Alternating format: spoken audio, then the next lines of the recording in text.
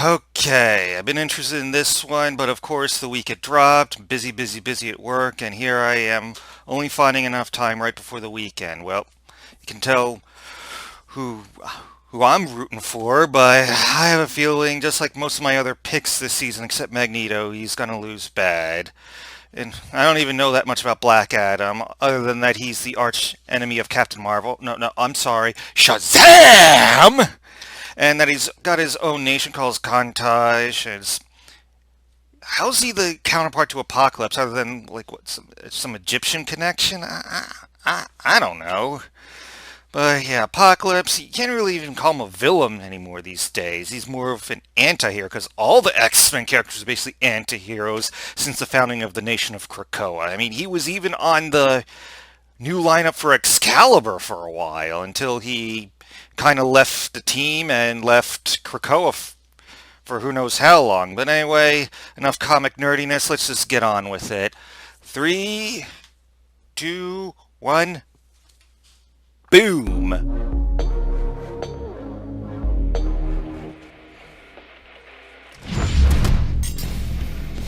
Black Adam, DC's ferocious champion of Shazam. Apocalypse, Marvel's baleful mutant conqueror.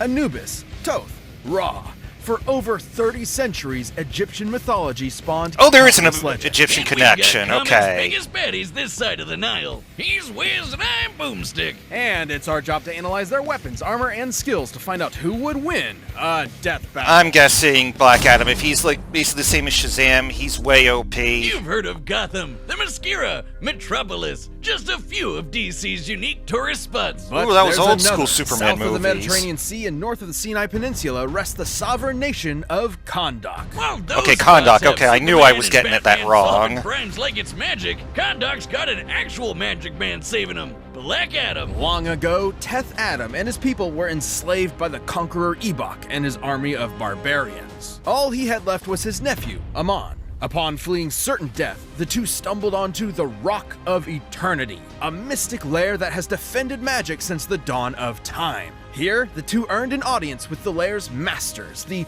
excellently named Council of Wizards. Seeing the purity in little Lamon's heart, this wannabe Gandalf decked him out with super magic. And being the nice guy he is, Amon shared some magic power with his uncle. Spoiler alert, not his best idea. They returned to Kahndaq to free their people, but their methods reached an impasse. Amon wanted to use his powers to resolve matters in a peaceful fashion. However, Teth Adam desired vengeance, emancipation through slaughter. So Uncle Teth sat his nephew down, man to man, looked him straight in the eyes, and then frickin' killed him. Then used his borrowed power to steal the rest Now of the I'm seeing the magic. Apocalypse You know what connection, they 'cause- say, no nephew, no problem. With the full might of the wizards at his fingertips, Black Adam annihilated the barbarians and freed his city. Suffice to say, he's not exactly your typical hero. Even the superhero A-listers don't try him, and for good reason. Kmart Merlin here didn't give Adam some nerdy wand, but that dope shit, the living lightning. While it may function just like real lightning, this living lightning is among the most potent spells in comics history. It's magic lightning. You ever see normal lightning kickstart a giant's heart and juice up the Flash? Because Black Adam's lightning did, and activating it is as easy That's as right, saying racing the magic comics, word. Shazam! Black Adam Wait, hold saved, up. That's Billy's word. Shouldn't he Flash shout like, when he was "Black Adam," lost in or a blizzard during the "Shazoo!" Endless Winter thing. Kmart Merlin, this is Mamaragan, the mightiest of the wizards. To better protect the multiverse's magic, he promotes individuals to be his mythic champions. Black Adam is one of the first. So kind of like Shazam with another name. I like my idea better. Shazoo! It really lets you know you gotta be quiet, like when you're in a zoo or, the animals will kill you. Wait, is that not a real thing? Can I talk at the zoo? But when Teth Adam shouts his magic word, lightning reminds me, I still pours need to from see the War for the clouds, Planet of the transforming him Apes. from meager human to wizard Jesus, and vice versa. Simply put, Black Adam is imbued with the powers of God. Well, gods, plural, as his gifts come from multiple mythological legends. At first, he got juiced up from the Greek gods. Zeus, Atlas, Herc, all those buff guys and gals. But it didn't really work out though, cause he kinda died. Yet Kahndaq craved for their hero's return. So Black Adam's most devoted followers collected all of his ashes and prayed their hearts out, this time to their own pantheon. Goodbye, muscles, and hello, bird people. Black Adam was reborn, now with the powers of the Egyptian pantheon. Gods like Shu, Amun, and Horus gave Adam the basics: super strength, speed, flight, and an undying body. But the real magic's with the other three. The power of Aten channels the living lightning throughout his entire body for combative purposes, and the wisdom of Zehuti improves Black Adam's strategic thinking. It's a council of knowledge from the gods that clues Black Adam in on how to defeat his enemies. Like, for instance, when evil Joker Batman drove Billy mad, Billy went all Oh, the Batman who laughs. But guess what? Zehuti had Black Adam instinctively lead Billy into a trap to destroy his ass with the power of Sunday prayers. Hallelujah! Holy shit! And finally, the courage of Mehen. Besides minor healing and resistance to mental attacks, Mehen's power granted Black Adam an indomitable will. It's got him through some really rough patches. His family? Dead. His country? Wasted. Well, His that'll wife not protect revived. him She from turned to X-Men stone. telepaths. You can knock him down, sure, but he ain't staying there. Mehen helped make Black Adam a non-wavering and decisive leader. The whole world can turn against him, but he would not care so long as Kahndaq is safe. To reach those ends, he's partnered with the Justice Society of America, the Society of Supervillains, and even the Justice League. Rubbed elbows with Superman one day and Lex the next. So, is Black Adam a good guy or a bad guy? Neither. Only the side that benefits his people matters. He's not concerned with morality, and his brash nature is frequently misunderstood. It's what led to the entire JSA jumping him. Twice. And they still couldn't check him. Adam's just built that different. Black Adam caused sandstorms with a single clap, pushed the moon, and killed the 4 horsemen of the apocalypse. One time when space cultists came a knocking on Earth, he fought side by side with his best bro, Sinestro. Afterward, when the Yellow Lanterns dipped and took their rings with them, Sinestro let Black Adam keep the one he got. Now that's a bromance. Can I just say, Black Adam makes a mean lightning tiger. He murdered the Council of Wizards and later endangered Momorgan himself. And the Almighty Wizards are part of the Quintessence, basically DC's gods who watch over the multiverse. No surprise, since Black Adam effortlessly broke Spectre's body, another Quintessence person. Sure, he's torn off Hawkman's wing and tried to kill Wonder Woman, but through the eyes of his people and loved ones, Black Adam is a hero. A moment's gaze from their idol is all they need to carry on. So kind of like a magical So god invaders Doctor beware. Doom. No one's truly safe from the true, savage champion of Shazam. Ah, shit, I was kind of hoping I'd transform there. Shazoo! Fuck! Let me tell you about one of my favorite graphic novels. It spells the end of all days, when madness reigns supreme and order is The scattered. first R-rated Mounted movie I ever upon saw white by horses, myself in a death, theater. Destruction, pestilence, and famine bring about a world anew. It gets dark as shit, like literally, and I'm there for it. Are you talking about the Bible? What? No, this is a Marvel comic. 5,000 years ago in Marvel Comics, the Egyptian Aqaba tribe birthed something terrible. An ugly child. To them, he was a demon. Like a mix between Great Value Thanos and a box of chalk sticks. So they midnight dumpster babied his ass in the desert to die. Luckily, Baal of the Crimson Sands tribe saw differently. Within this child, he saw a conqueror. He raised him as En-Saba-Nur, the morning light. And above all, he taught him one major lesson. Only the strong survive. Nur became a warrior, same as his Darwinism peers, but well his before physical differences Darwinism. made his experience unique. He was stronger, smarter, and hated. Even to these people, he was an outsider. Then the Pharaoh killed Baal and enslaved Nur. Dude had no one left on his side except for this chick who he had a thing for.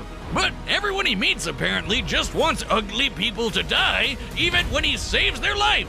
Shit, just swipe right, girl. Goddamn. And so he embraced the perceived truth. If he was a monster, he would prove it. Betrayed by all and respected Then by let me none, be if no evil. one would care for En-Saba-Nur, they would all fear apocalypse. Long story short, he's a mutant. And not just a creepy looking dude like Beak over the. Oh, God, I almost threw up in my mouth a little bit. Anyway, He's got superpowers, and they're on a whole nother level. He has inhuman physiology and intelligence, along with complete control over his molecular structure, allowing him to reshape and mold his body however he pleases. Yeah, but I guess he's too proud to just, turn himself into Jason Momoa or something. With the combination of his not-so-screwed-tight tactical brain and prowess, Apocalypse conquered Egypt, leading it into a prosperous age with an iron fist and an ocean of blood. He'd then set his sights on the very world itself. Just one problem. The world had a bunch of X-Men and Avengers running around stopping his world domination. To accomplish his big dream, Apocalypse needed something more. But that would all change upon the arrival of a certain mutant messiah. Okay, so first, Apocalypse found some space tech that belonged to Celestials, basically Marvel's gods. Despite its amazing potential, he wasn't able Oh, to yeah, make that's use right. of the technology Wonder how until if the time traveler Eternals Cable movie showed set up up to kill him. Apocalypse. Instead, Cable accidentally infected Apocalypse with the techno-organic virus, a disease that turns organic matter to futuristic technology. Turns out, this is exactly what Apocalypse needed to access the Celestial tech. With the promise that he would repay the Celestials later, he was bestowed a gem that would change the game forever. This is a Death Seed, a celestial artifact with the purpose of leading Earth into a higher evolved form. By injecting a Death Seed into someone, they are transfigured into one of Apocalypse's horsemen, a being of incredibly fatal power. Don't forget about that techno-organic virus either. Controlling the virus means controlling all technology with your mind. Cable couldn't tame it, but Apocalypse's power is so vast, he had no issues controlling it. So, take a god pyramid, add a super tech virus, multiply the X gene, and what do you get? An Apocalypse who is unrecognizable from his meager past. With these three under his command, any superpower you can think of is now at his disposal. Apocalypse can teleport, blast all sorts of energy, turn invisible, Ah, stuff generate from laser Excalibur, street like I lines, was and friggin' talking fly. about. Look at him whiz! He's got his hands behind his back and he just doesn't give a shit. And most impressive is his ability to siphon energy. He once absorbed Cyclops' laser with his bare hand, the same laser that can split planets. It wasn't long before the virus incorporated technology into his molecules. With mere thoughts, he can construct fake bodies, entire robot armies, and even morph himself into a kaiju. At his peak, virtually no one stands a chance. On a bad day, Apocalypse bodied 6 of the strongest X-Men in a minute. His telepathy alone contends with Jean Grey, one of the greatest psychics in Marvel. He's out-muscled and outpaced both Hulk and Thor. And we all know how crazy those two are. We're talking about heroes able to destroy the Marvel Universe. And in an alternate timeline, Apocalypse even slaughtered a Celestial with his bare hands. His bare freaking hands! Wow, way to pay him back for that solid they did you, bro. With that Death Seed in tow, it's hard to attribute Apocalypse. Yeah, I as forgot anything just but how a force OP of Apocalypse nature, can be, especially but when I'm said still- Death Seed has mutated beings capable of fighting the Phoenix still Force, feeling a it for cosmic Black entity and the Adam. primal force of life. In fact, Dr. Doom claims the Death Seed is directly comparable to the Phoenix itself. So much pain, so many bodies. Apocalypse is an agent of war and has the scars to back it up. And even when someone manages to take him down, so long as he's got blood, metal, and that Death Seed, he'll just keep coming back again and again and again. Ball would be proud. For what is more inevitable and more dramatic to the annihilation of humans than the Apocalypse himself?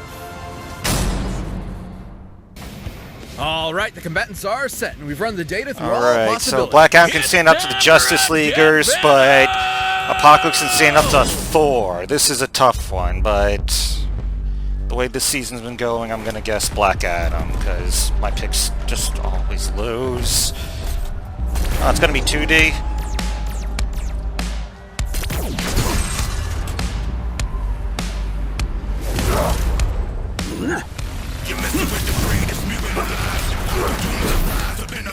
I'm liking the music already. Where's your general, interloper? Fool! Humans interlope on mutant sanctuary.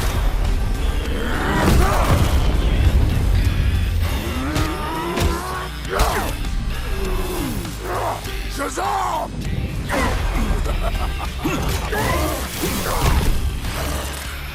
Again, Apocalypse was like the final boss in one of the X-Men fighting games for a reason.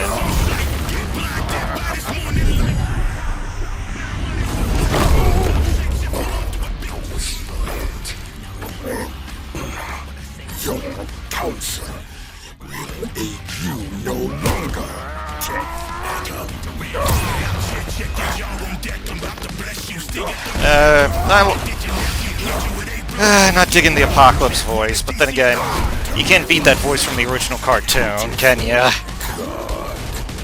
Your kind will learn to fear me soon enough. Nor in Sabanor, you will learn. Oh, they let him use the yellow ring? Come on! Well, then again, Thanos got to use the Infinity Gauntlet, and still lost. Kitty! Get the hell out of my country.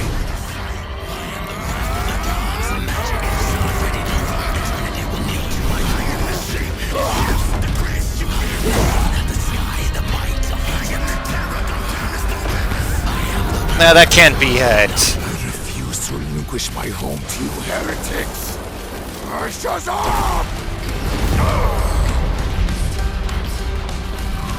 This is magic, but his stint in Excalibur showed that he's knowledgeable about magic. Shazam! Oh, shit. Wait, is that it? Seems kind of short.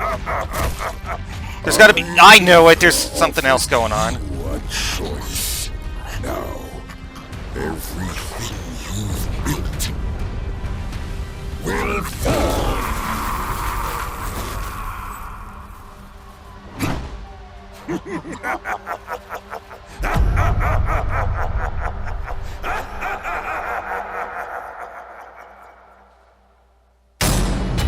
Okay, now final confirmation. Well, I was wrong. Apocalypse to conduct. And our camera, goddammit! Wiz, that's gotta be like, what, 30 whole dollars? Fuck, man. This result surprised us. For what it's worth, both Black Adam and Apocalypse displayed ludicrous levels of godlike ability. Both of their power supplies compared to cosmic beings like the Phoenix and Super Gandalf. And both fought heroes like Thor and Wonder Woman. Right, the victor could not be deduced by strength and speed alone. Rather, That's it what I was depended on saying. how their abilities countered each other. In that regard, Apocalypse held many advantages. For starters, he could one-up the living lightning. For almost any power Black Adam had, Apocalypse had a better version of it, and then some. Frankly, half of Black Adam's pantheon granted him abilities that Apocalypse possessed through his mutant genes alone, notwithstanding all his other abilities from Celestial Tech, the Techno-Organic Virus, and the Death Seed. Well, Black Adam did have something Apocalypse didn't. The wisdom of Sahuti, Big Brain God, could definitely clue him in on that Death Seed stuff. And without a Death Seed, Apocalypse would not have fared nearly as well against Black Adam's strength and tenacity. So to win, Black Adam would have needed to figure out how to destroy the Death Seed, but Apocalypse could defend against that and had way more options for his own victory. His telepathy got the best of Jean Grey, and there's no reason Apocalypse couldn't mind-read Black Adam. The courage of Mehen may have safeguarded him from mental attacks, but it never made him immune to telepathy outright. But most importantly, Apocalypse could absorb all of Black Adam's energy powers and turn him right back around. The living lightning may be enchanted, but it is still lightning. It's frequently displayed properties of ionized energy. And like I Thus, there's said, no reason he's Apocalypse couldn't absorb nodule it of for magic himself. that we saw in Thus, the recent it's been Excalibur shared between run. people many times before, and the more it's given to other hosts, the weaker the original bearer becomes. Hell, stealing the power of the living lightning is how Teth Adam became Black Adam in the first place, so Apocalypse could do the same. By slurping up Black Adam's magic, Apocalypse grew in power while Black Adam got weaker. It was only a matter of time before Black Adam was literally helpless against the end of all things. Black Adam may have been power incarnate, but Apocalypse's wide array of powers and specific counters to the living lightning meant he could rise to the challenge. Teth thought he had him until Noor gave him the boot. The winner is Apocalypse. And Sabanur is victorious! I like it! Alright! But you can always get more Death Battle right now by I mean, clicking one of those boxes after right over Rogue's there, initial win against and by Wonder downloading the battle Woman, music linked down below. I mean, there was a long string of X-Men losses. Wolverine, Beast, but now we got Storm and Magneto and now Apocalypse. And Silver! Okay,